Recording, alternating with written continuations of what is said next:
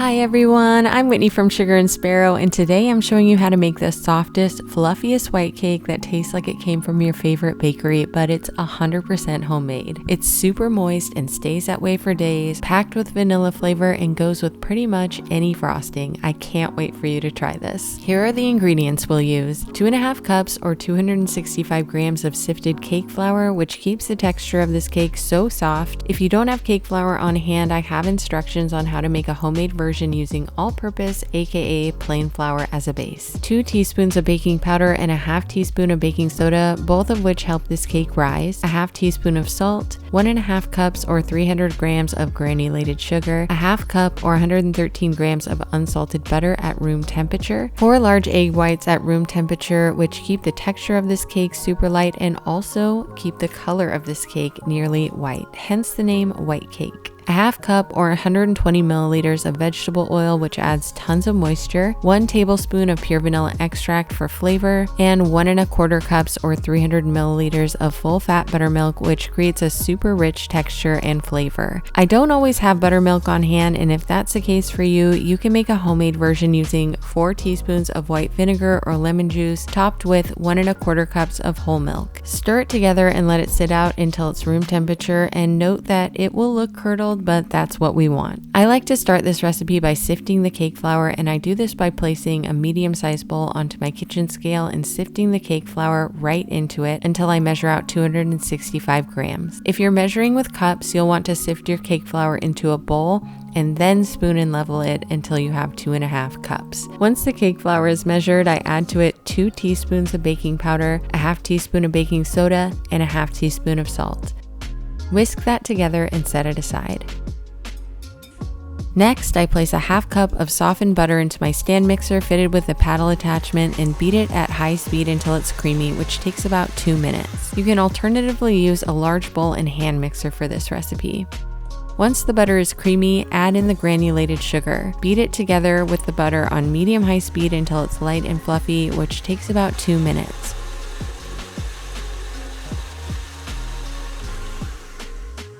Now I turn the mixer to low speed and add the egg whites one at a time, mixing each one in fully before adding the next.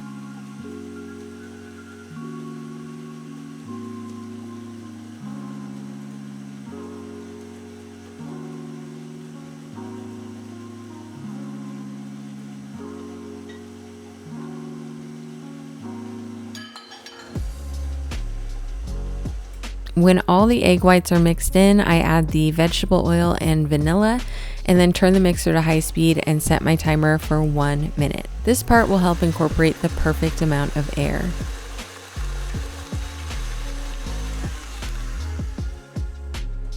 Now I turn the mixer off and add all the dry ingredients all at once, then turn the mixer to low speed.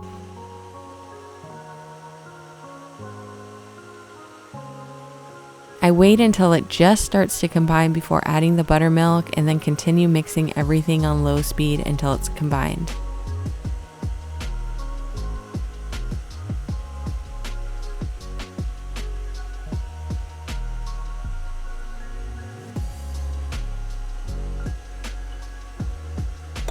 I like to scrape down the bowl and paddle real quick to speed up the process so that I don't overmix the batter.